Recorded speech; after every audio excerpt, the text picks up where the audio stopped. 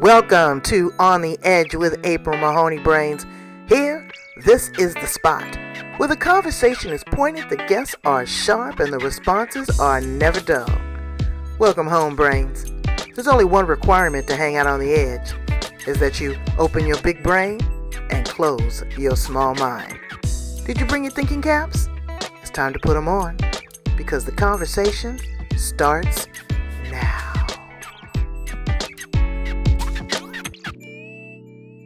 To On the Edge with April Mahoney Brains. You're back at your favorite spot, the place where the conversations are pointed, the guests are sharp, and the responses are never dull. Today, we're going to Los Angeles to visit with Rebecca Sekulich. You know what, Brains? It's something about her and her energy that I absolutely love. Number one, she's my homegirl. She's down the street from where I grew up.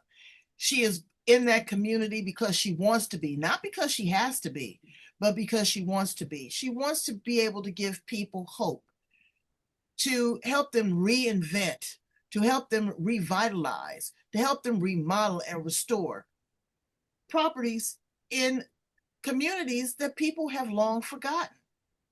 And she will, step out on a limb, help you out of her own pocket sometimes. Who does that in today's environment? There's so much going on in the world, but she is a ray of sunshine and super kind. So we're going to talk about real estate. We're going to talk about real estate investment. We're going to talk about renewing and remodeling properties and a whole lot more. Let's welcome her to the show. How you doing, Rebecca? April, thank you so much for having real estate, purchasing real estate, your work in the real estate world. What else? I think part of the best thing is my contribution to this world. Like I help people, literally make tens of thousands, if not hundreds of thousands of dollars more by lovingly restoring rather than tearing down their homes and, giving them integrity, giving them hope, giving them an answer that they didn't have. And I supply them with the funds to do so and I personally, if I loan them the money, don't charge them. So I literally, I have a great story. I've told it on a couple of podcasts, but it's so impactful. I might cry because every time I tell it, I just get anchored to my why I get up in the morning. The reason I get out of bed. Let's do it. Welcome. Having me. What a pleasure. And talk about bright light. You are it. You magnify it. Thank you. For having me. Thank you so much. Girl, we was in the green room talking. I was just in LA yesterday, and the area that you live in right now has some mansions. They have mansions, but they are really coming back with that. What is that word they're using? Gentrification. There are a lot of people and Brains. We can talk color here on the edge because we keep it real. Rebecca's white, and that area was black, damn near black Beverly Hills for a long time. Then a lot of Hispanics moved into the area. Now the white folks is coming back with a vengeance. Okay, they buying up those properties all down on La Brea, and they're revitalizing them, and they're really raising the equity. But then you look at the people that are disenfranchised, that are moving out or have had to sell the property. Tell us where the rubber meets the road. How do you fill in that gap? It's an interesting one. I'm over here because I wanted space. My house, I live in a 1910 Craftsman, and there's quite a story behind that, but it was a Section 8 house owned by a person like you who had another property, and she was able to buy another property, bought this house, and 8 people, a family, a mom, a boyfriend, and like a bunch of children and an aunt and uncle lived in this house, and everything was subdivided. Like each of the bedrooms was parceled up and everything. And the person who owned it wasn't able to make the mortgage payment. So I was buying the house through a dear real estate colleague of mine. I wasn't the realtor, but I was the buyer buying it, and I was going to rejuvenate it and either rent it out or flip it and sell it eventually. But what ended up happening was a whole different story. I'll make a very long story short, April. I got in because I was buying the house, and 10 days before closing, I was getting in with a normal loan, no hard money. And 10 days before we were closing, contingencies lifted, ready to get my house.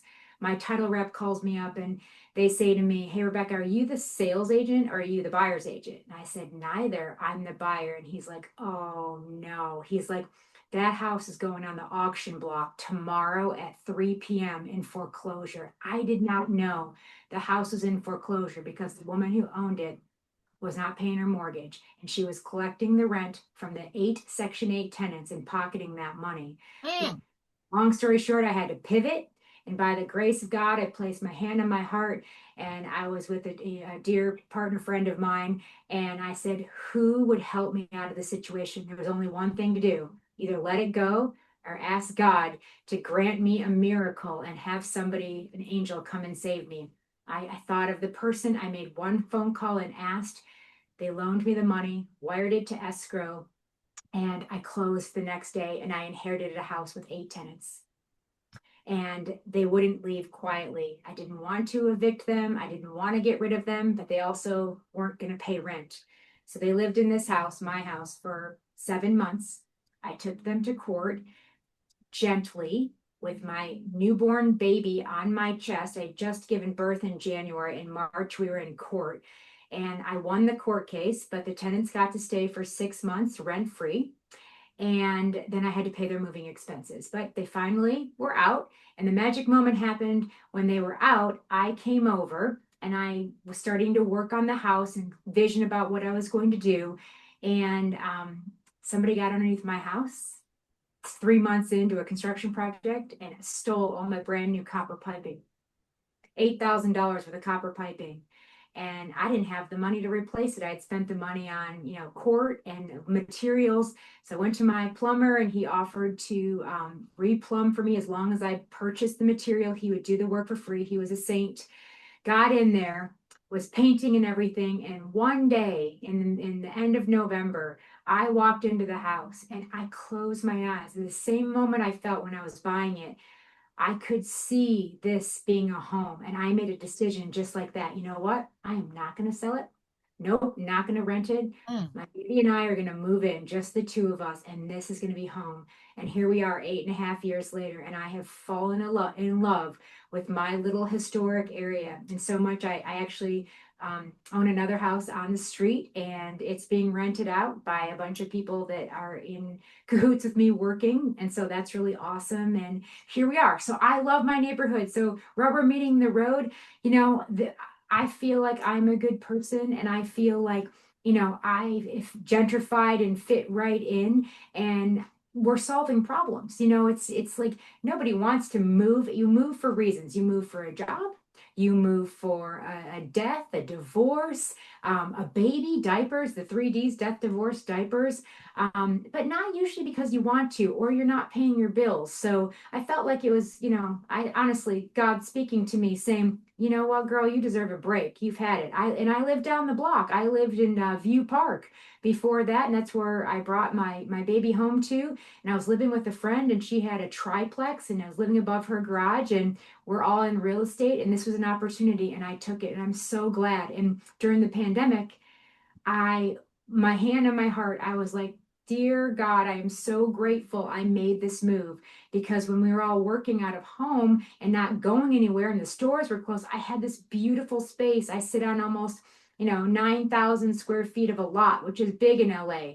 So I have a Yeah. garage and I got a hot tub and a trampoline for my kid and we were running around and nobody was seeing each other. So I had this space. And what we found out during the pandemic is everybody that was living in an apartment with their wives and husbands or girlfriends and boyfriends and kids and dogs and puppies and cats.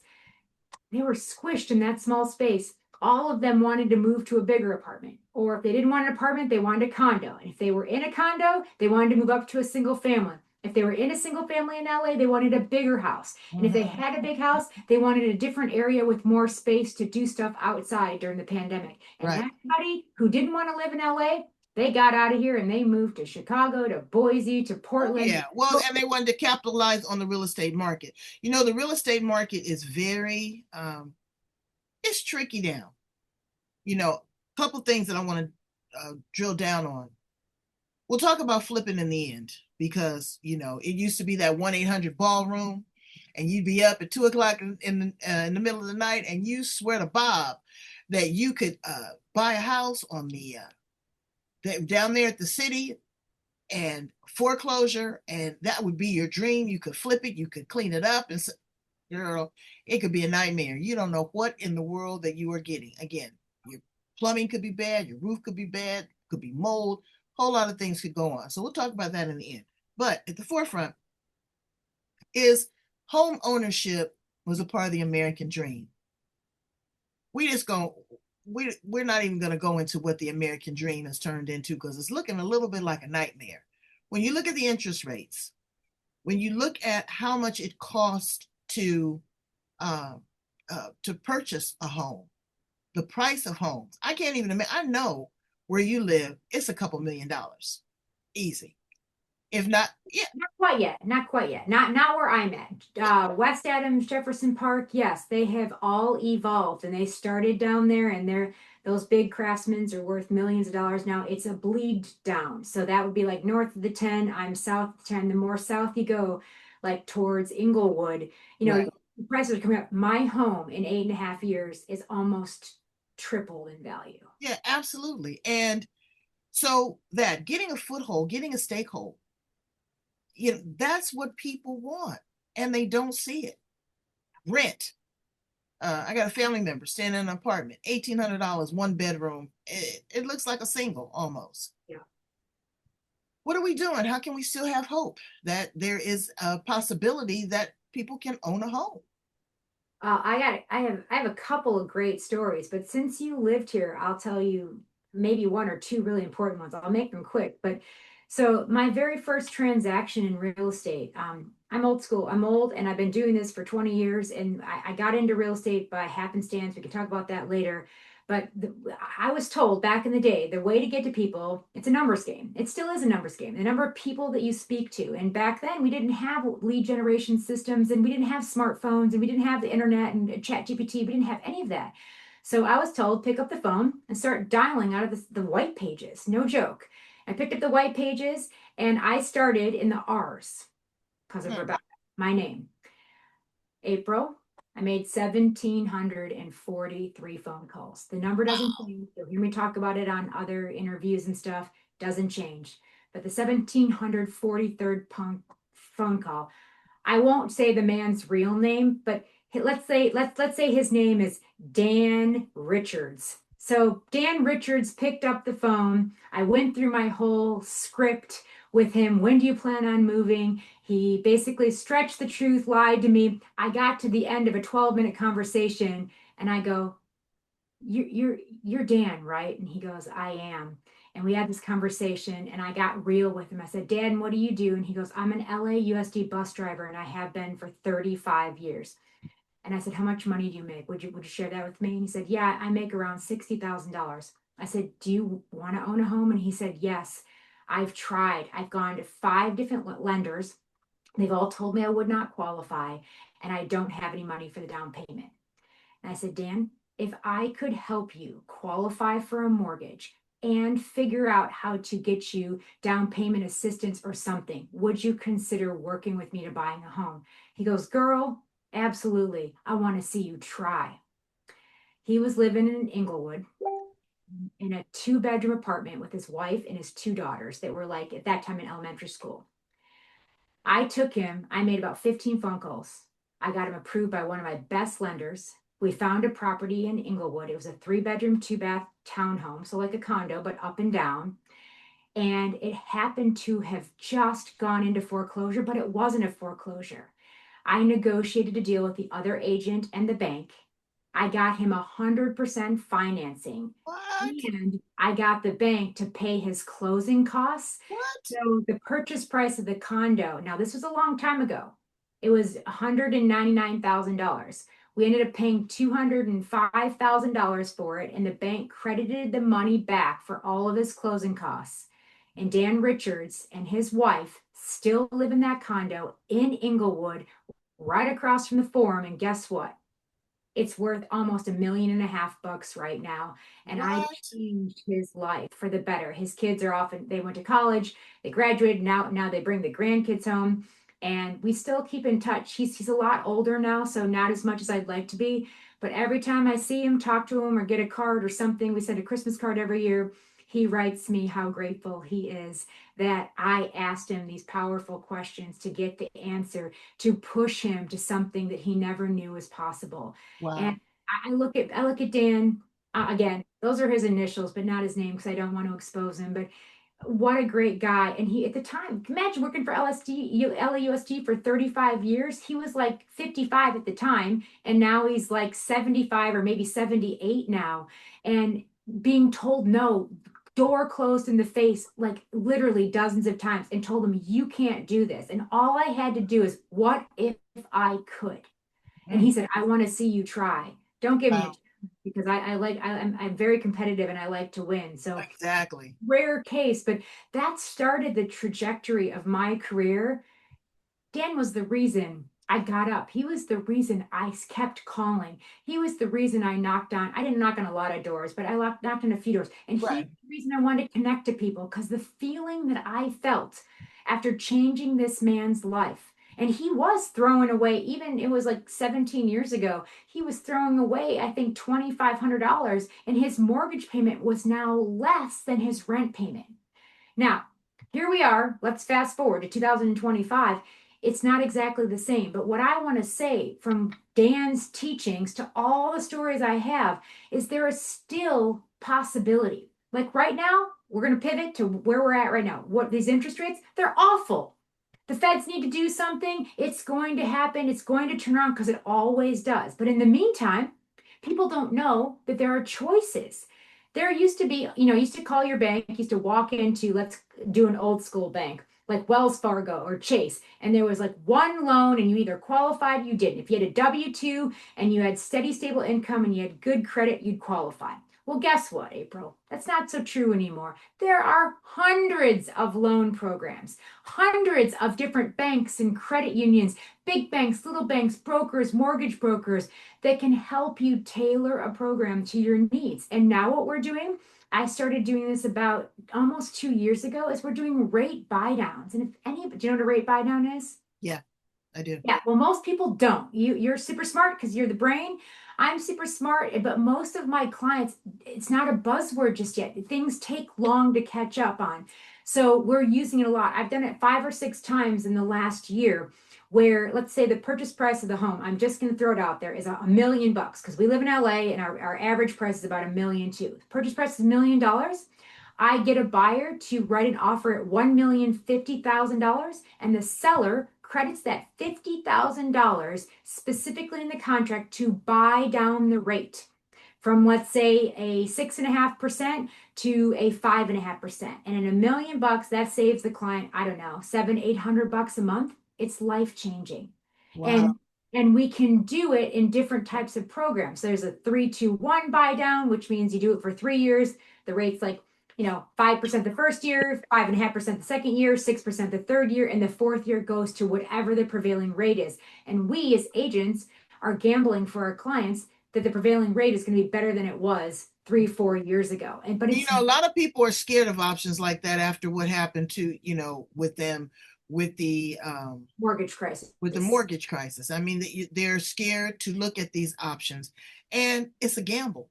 But they're not ARMs. They're not adjustable rate mortgages. The Right. ARMs So would not. after that, so if you do a 3-2-1 after that final year, then you're in a lock. Then you're in a 30-year lock for whatever the prevailing rate is. But most people, the 5 or 6 that I've done, have already refinanced out of it once or twice because our lenders have been tracking them, follow up with them, and give them better options. Mm. I actually have I've done 3 interest-only loans on property over 1,500,000 to give people who lost their homes in the Palisades and Altadena fires hope that they could buy something. Do we want to play interest only? No, but the deal is, even if our mortgage payment is 5 grand a month, probably 4,500 of that is interest anyway, and only Right. 500 is going to Right. principal. Right. Right. Right. Right. Keep it real. Keep it real. Yeah. Won't hurt you. So I have talk about giving hope.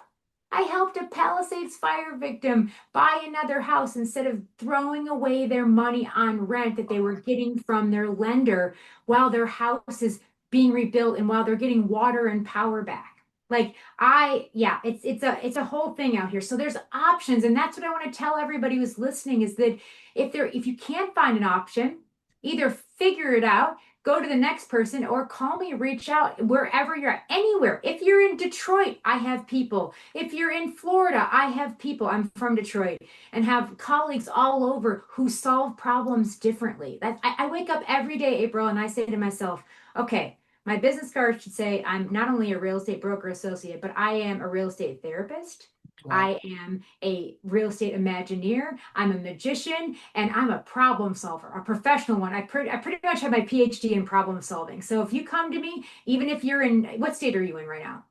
San Diego, California. Oh, you're Down the right street here. from you. Yeah, Yeah. you're in San Diego. So many people over there. If somebody hears this and doesn't have a resource, I will connect people to Well, solve this. I'm definitely going to replay your interview because we had the floods. It never floods. And Yeah. what realtors did, they took advantage of the people. Your house is worth 300,000, well, no, even more than that. 500, $600,000. They came in with $100,000 and said, "Hey, you know, sell the property." And because they didn't have choices, options, they were afraid to refinance. They didn't know how they were going to pay a mortgage. They conceded, sold their property, and they lost. The real estate person won. What kind of ethics do you look for in a realtor? Everybody comes, and I say this with great respect for you, Rebecca, because I know that you're the real deal. But you got the ones that are quick and slick, that they are, yeah. I mean, it's all about making the buck, it's all about doing the flip, or you also have these luxury squatters. So you got a lot of trickery that's going on there too. Give me three quick tips or three things that we should really kind of turn up the volume on when we're dealing with the realtor or we're dealing with doing a transaction. I'm going to put it as an easy way as I can possible. You don't go to a dentist to have brain surgery. Like Right? both doctors, and they both went to school for the same amount of time, and they're both ridiculously smart. We are specialists, but the world views us, we have a bad rap. When I told my parents that I was leaving my fancy degree and doing what I was doing and going to be a real estate agent, everybody was like, "What are you doing?" So, first of all, it's not like the best career, but what they don't know is that what we actually do. So, finding a great agent is not easy. There are 35,000 real estate agents surrounding me. And I swear about 1,500 of us do more than 10 transactions a year. But what you really want to look for is who you connect with. I mean, I'm not everybody's realtor, and I don't want to be everybody's realtor. I want to work with people that are good people. And that takes a personal conversation, sitting down over coffee, tea, a glass of wine, or even dinner. Me going to your house, you coming to my house, and us connecting. I knew in the first few seconds that I talked to you that you and I are the same. We're like sister friends. We're like the same people in two different places, but we're like minded. And that's what you want. You want to connect with somebody. There are a lot of good doctors out there. And I'm sure you've been to them. Like all my doctors are in Santa Monica. I don't live anywhere near Santa Monica, but I used to work there. That's where my office is. And I've established a rapport. And when you have a great rapport with your doctor, you'll drive. I'm going to drive an hour to go to my doctor, my dentist, my gynecologist, my OB. Everybody is in Santa Monica because that's where I started my life when I moved out here. And I've never left because those people kept showing up for me. You want a realtor that keeps showing up. I don't want to work with past clients because in my world, past clients don't exist. If you're a client, you are a client and you become my friend. Otherwise, you're not in my life. Right, I right. want to work with people I want to spend time with, that I want to help, and I stay connected to them. Many of my clients have moved out of LA. If they've moved to Idaho, to Chicago, to Portland, to Michigan, we are all still friends. I Right. go and visit them when I'm in those places. We send each other cards. I send gifts, and you have to be top of mind. So you're looking for somebody who's going to pay attention to you, who's going to call you back, who's going to communicate. That's many. Yes, for three, I gave you like 15. Yeah. But really, you need to feel it. You need to put your hand on your heart and say, do I want to spend the next look, if you're buying a house, looking 3, 4, 5, 6 months with this person? Would I be willing to go to a Dodgers game with this person, have a hot dog, and a Coke with this person. Do I want this person in my home? You'll know right away. Oh yeah. Oh And yeah. that's how I feel. Just And like, if your kids like them and your dog wags his tail, but yeah, it's an ethic, But also at the end of the day, it's a business. it is. It's a business, and we cannot forget that it is a business. And a lot of times people get too comfortable and they don't ask the critical questions. They Right. don't follow up. Okay, well, you know what? This is a particular lender. Go in and check the lender. You can't just necessarily go by what the realtor says. The inspector, the title company. You can do your due diligence. You can go down and do a little more deep diving yourself. You cannot in any situation. I don't care if it's a marriage, if it's with your doctor, it's with your banker, your financial planner. You've always got to be involved yourself individually. Right. And I'll tell everybody, if you're looking for an agent not in Los Angeles, you have to interview your agent, and I, as the agent, are interviewing my clients. Absolutely. Whether we're buying or selling a house, I sit down with all of my buyers. Like, I had an open house this weekend. Buyer walked in. They were, we call them real estate orphans, agentless. They were really interested in the house and they wanted to talk to me right then and there. And I had to say to them, you know what? I'm in an open house. I'll happily talk to you, but this is what needs to happen. I'm going to send you my Calendly link. We need to book an appointment. I want to talk to you on the phone for 10 minutes, and then I want to come over to your house or we'll meet at a coffee shop and sit down. And during that intake, I have a detailed buyer's questionnaire that I ask them, no joke, over 50 questions. And it usually takes me 30 to 45 minutes to actually get to the point where I can drill down and find out what people really want. Because what they tell me, this is what they tell me, April. I want a 3 bedroom, 2 bath in, the in downtown Los Angeles. I want a condo and it can't cost more than 500 grand. That's what they say to Right. me. And I Right. know that that's not possible. So I have to really get their why and their areas and what they want and their family and what their motivation is. Why are they moving? Where are they coming from? All those questions have to be answered. And it's Right. just like going to a doctor. You walk into a doctor's office, they don't just say, come on in, Rebecca, let's talk to you. They hand you a clipboard and we are filling out who we Absolutely. are, how we're feeling, what we have, what we're allergic to. It's the same type of thing. Absolutely. If a doctor's not doing that, we shouldn't be going to them. So I kind of feel the same way where, like, being like a doctor of real estate, I try to show up so professionally that somebody gets done with my 45 minutes and I ask them, after all of this, how are you feeling? I let them respond. And is this a relationship that you would like to continue? Would you, Absolutely. or ask first, I asked first, would you like to work with me? 99 out of 100 interviews, they say, I would love to work with you. And I say it right back. I said, you know what? You're a good fit. Maybe one in 100, I don't think it's a good fit, but we both know it. It's almost like mutual. And Right. it's not that anything's wrong with them or me. It's just that we're not a great fit. I No. don't Yeah. become friends with all of my colleagues. I don't become friends with all of my clients. But we need to be on this level where trust starts from the very first conversation and integrity, which means do the right thing, starts from the beginning and it continues the whole transaction. And people ask me where I get my business. What do I do? My business comes from my clients. That means the ones I've sold houses to, the ones I'm selling houses to, the ones that I've sold houses to 20 years ago. They are the ones saying, work with It's Rebecca. building that relationship, having that integrity, Yes. that word of mouth, because purchasing a home is one of the most intimate things that you will do next to having sex. I'm serious, you're going to be there You're, with your you're kids, you're so going to raise right. the kids, you're going to, the school that they're going to, is there groceries around there? Is there transportation, potential growth? Do I have space? If this is not going to be my forever home, does it have the potential to be flipped? Um, all of these things are very, very, very intimate. People will tell you they have cancer before they tell you how much they owe or how much money is in the bank. Yeah. So, you do an incredible job.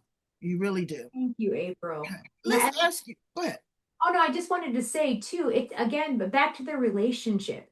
I don't want the transaction to start after I sell them their home or I'm working with them as a buyer.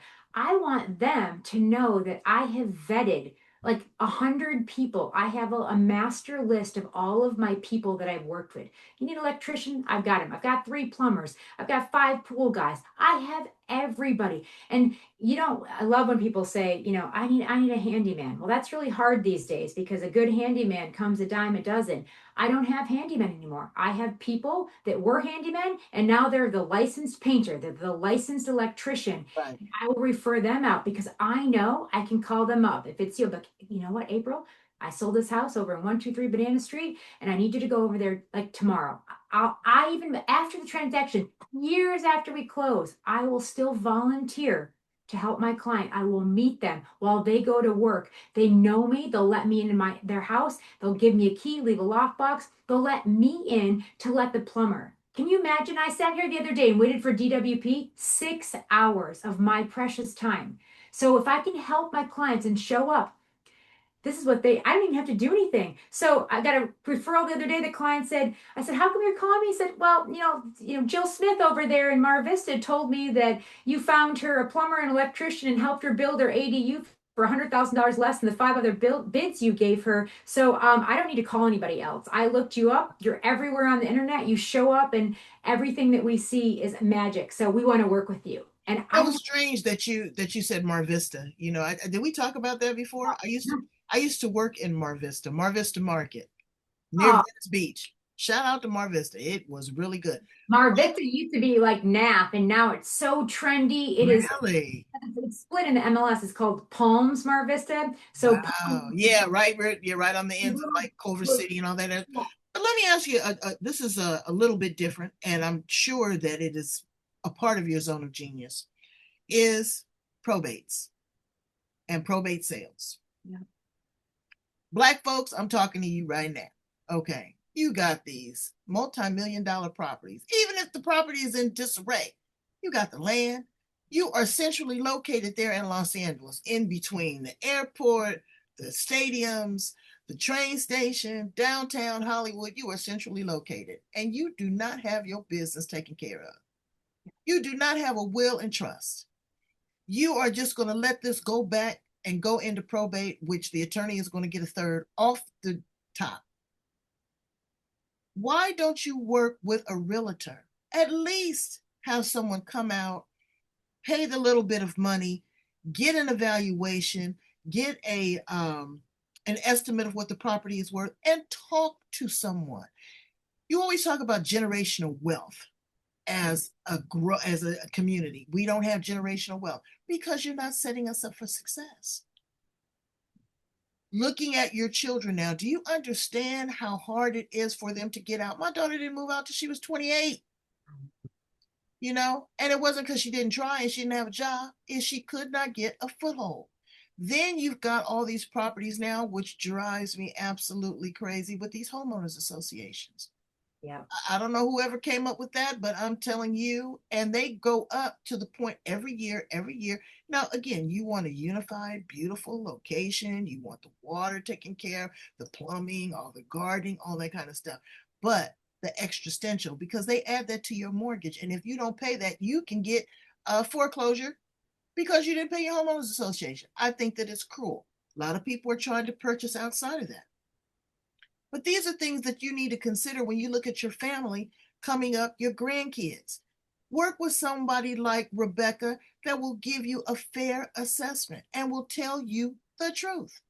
Whether you opt to use her as a realtor or not, at least you have a template. Because I see, as I drove through the community, my friends' parents' homes, now that they have passed on, they've tricked the house off, that they don't have good property. You have these homeowners association, you have these developers that want to come in and revitalize these communities. Down Adams, Yeah. for example, when me and my husband went down there and we said, is this Adams? You got soul food restaurants, you've got hotels, you've got this way, they've changed the traffic circle. There's a lot going on in the world. Brain, stay ahead of the curve. Stay ahead of the curve and work with someone that is going to give you to give you an assessment.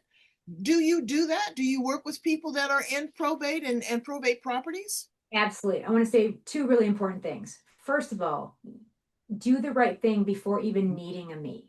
Most Yes. people get your life in order. Hire somebody to put together a package and talk about the difference between hiring a good person and not. There are good people who do living trusts and wills and estates, and there are not good people. Interview, find the right one, and get the package. In LA, it's costing now between $3,500 and $4,000 for a really good person to put together your estate, but that will save you from going to probate.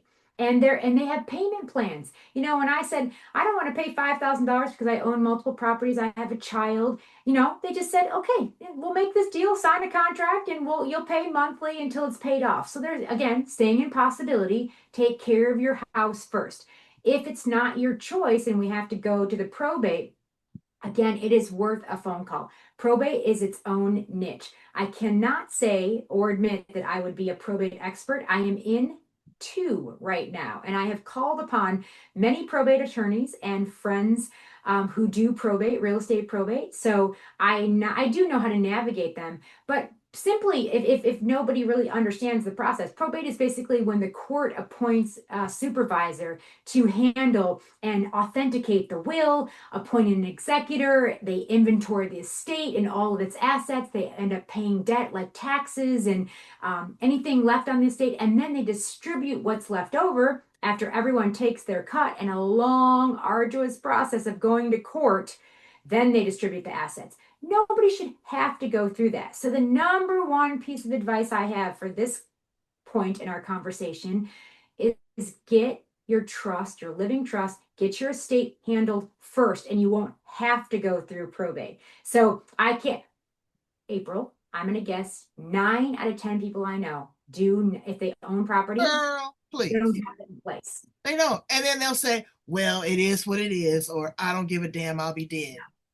But before you hire a probate attorney and you have a place in LA or San Diego or anywhere in California, call me. I will get you to the right person because this is true story. No names being used here.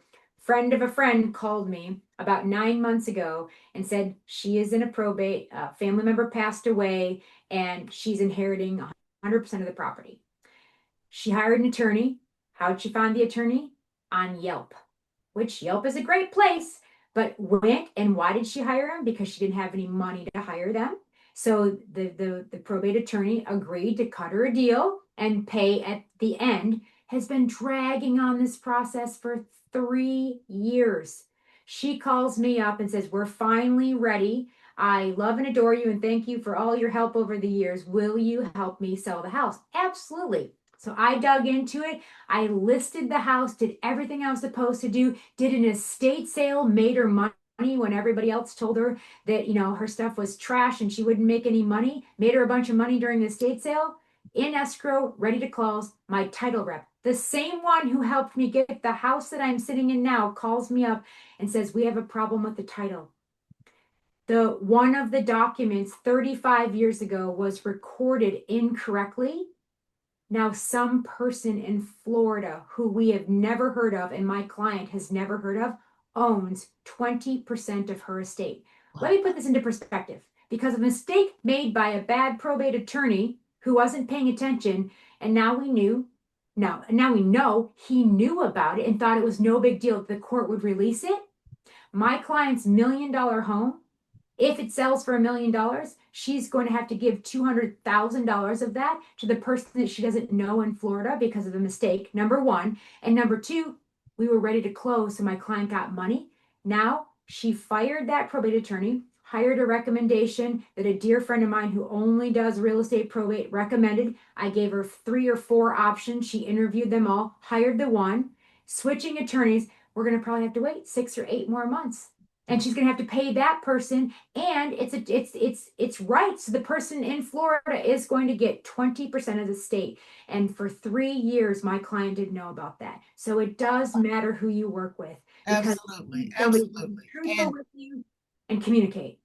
And communicate. and do your due diligence. Rebecca, you are just on fire. I could talk to you all day long. But I always like to end my interview with some fun facts about you. Okay? So let's jump right to the chase. If you were not in real estate, what would you be doing? Oh, that is a good question. Like for a career? Yeah. Career, money making, hustle, side hustle. What would you be, a florist? What would you do? Oh, I've done it all. So, oh my gosh. I probably would do something super creative. I am a filmmaker, I'm a film producer. I did Mm. that. That's what got me to California. So I'd probably be making movies, but the movie industry is not doing great right now. Oh, it's not. What's going on in LA, but I have a passion for working with people, telling stories, putting them out. Um, I mean, it's crazy. If you told me money was no concern and I would make a great salary doing anything I want, you want to know what I would really do? What would you do? I love old people. I think I'm an old soul, and I think I was maybe had many past lives. I would love to open up a camp for people who are like over 65. They would kind of be like dirty dancing without the dirty part. Activities and, boating and canoeing and arts and crafts and chess and archery, and create this space where you don't stick old people in a home to Right. die, that they would have community with other people. And I would love to do it where I'm from, somewhere in Detroit or somewhere in the Michigan area where it's beautiful and nature, and it could run year round, and they could go to camp for either, a couple weeks a year or go quarterly. My cousin and I dreamed up that idea about 25, 30 years ago, and we've Well, been I mean, you talking know about it ever what? You're since. a manifester, so I'm sure that you can actually get it done. Now, what I have noticed too, and I'm going to do a show on it, is that me and my husband just came from a cruise. That's what seniors are doing. They're living on the cruise ship. And they're not getting off. Did you Well, experience? no, they're not. Yeah, they're not. They're not getting. She said she got off to make sure that her house was okay. The driver was waiting. She was coming back, and I said, "So where are you going now, Aunt?" She says, "Oh, when this cruise is over, we're going to Slovenia." Yeah, They're I'm not staying in these 3 weeks. retirement homes. I'm gonna want you to come back and so we can talk about reverse mortgages. And okay, all right, right, I mean, we can talk about it. I'm just not a super fan, but right. only And then because I want to hear definitely the pros and the cons. People are, you don't have any kids, you don't have anyone that you want to leave it to. You're kind of struggling to make ends meet. You got this piece of property. Is that a pro? You're 70, 75 years old. You probably only got a good 10, 15 years left. But we'll talk about that another time. Um, let's talk about if you were a tool in a tool shed, what tool would you be? April, I'm going to give you an award for coming up with the best questions here. What tool would I be? I think I would be a hacksaw.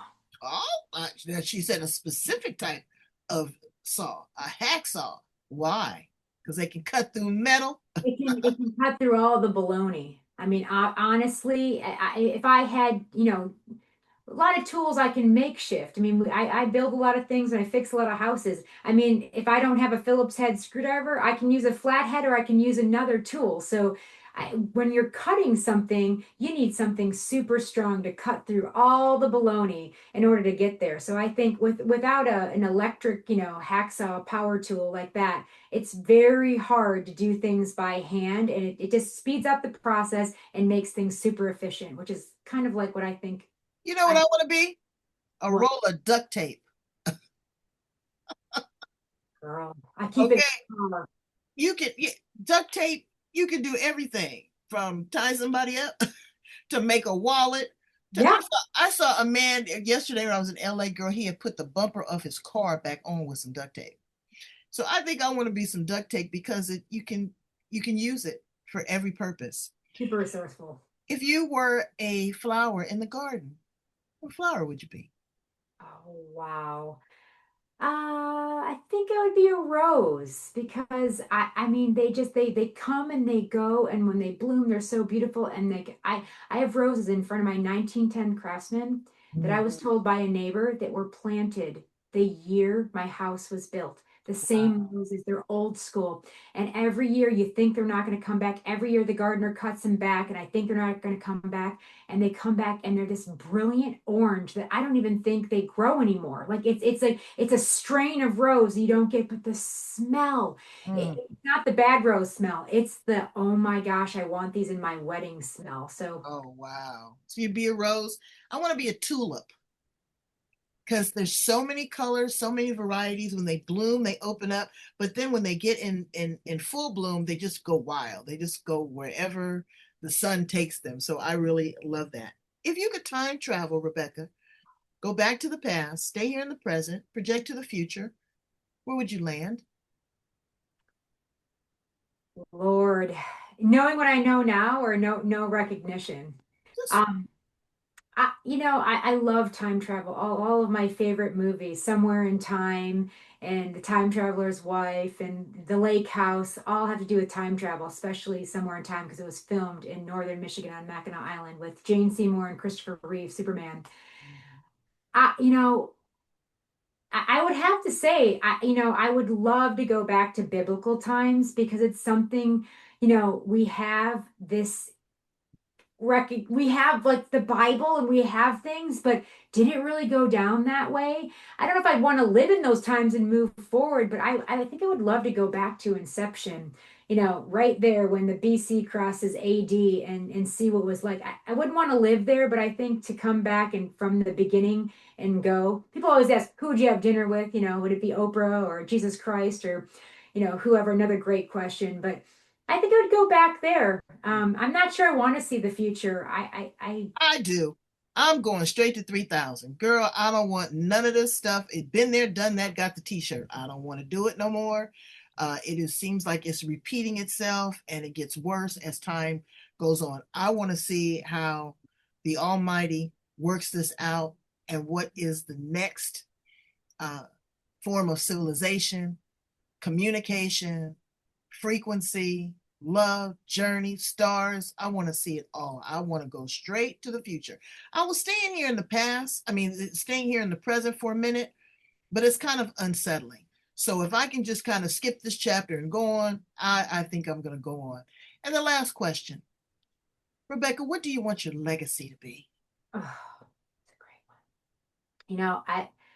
I have a child, and I co-parent, but I'm basically a single parent. I had her by choice late in life at 42, and she's 8, so I just turned 50, and I get up every morning and ask myself how I can make my daughter's life better than I had, and I had a great life.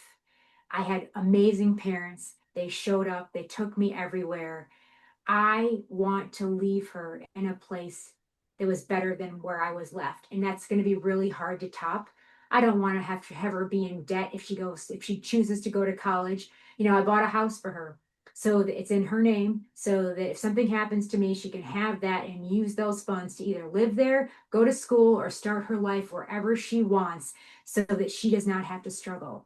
I feel like I have, eating ramen noodles and not having 2 nickels to rub together when I moved to LA. LA is super expensive, and it's not someplace I thought I would ever want to raise my child. And I am here now because I'm here. But the legacy I want to leave is I want to leave this world a better place. I want her to not want for everything and not be a spoiled brat, to know the quality of having to work hard and smart for everything that we have, and to know to come hand on heart out of love, light, and being humble and being of service to other people, because that's all we have. Anything in life we can change. The only thing we can't change is time. Time is ticking on and it goes so fast. So I want to spend as much quality time with people, and I want to instill that on my child and everybody that I love. I want to leave this world a better place than it was, and that's going to be a hard journey for our kids because every year that ticks on, I feel it's not getting better. It's, I'm leaving my own kid with what's life going to be like, 100 years from now, and I'm But, not. but again, you have to tear it down before you can rebuild it, just like you did that property. I have Yep. hope, and I no one will ever take that hope away from me. So we have to be steadfast. And again, you're loving on her. You're showing her that it's not about the things. It's about humanity. It's about paying it forward. It's about doing your due diligence. It's about being smart with your money. You're educating her. And that's what I did with my daughter. And she's 37. And I'm telling you, she didn't move out till she was 28. But these 9 years that she has been out, she's stellar. And she knows how to, make a dollar. We learned that too in South Central, how to make a dollar out of 15 cents. She knows how to make it happen, and she's resilient. And thank you so much for your resilience. Please tell my brains how to get in contact with you. I'd love for them to work with you, consult with you, purchase from you, purchase with you, all of those great things. How do they find you? I would love to help. I come from that place of contribution, and if I can't help, I can certainly help get you to the person who can. So, the best way to find me, if you Google my name, I'm everywhere. My number one place I love to be on for work is Instagram, and my handle. They took away my name because somebody wanted to impersonate me, so my handle is House of my last name, House of Sekulich, and like House of Gucci, but House of Sekulich. So that's where to find me.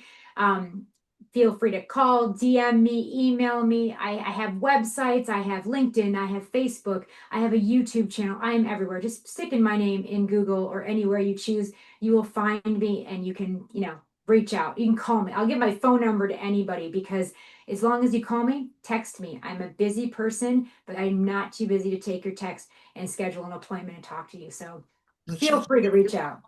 she's a beautiful soul. And again, no matter where you are, but if you're in the Los Angeles area, you really need someone that's going to work with you to help you recover from what happened with the fires, previous earthquakes, the I can never say that word, Gentrification, regentification. gentrification of properties, and how you can make the best out of what you already have. Get an independent, honest approach to problem solving. And I think Rebecca is definitely one to do it.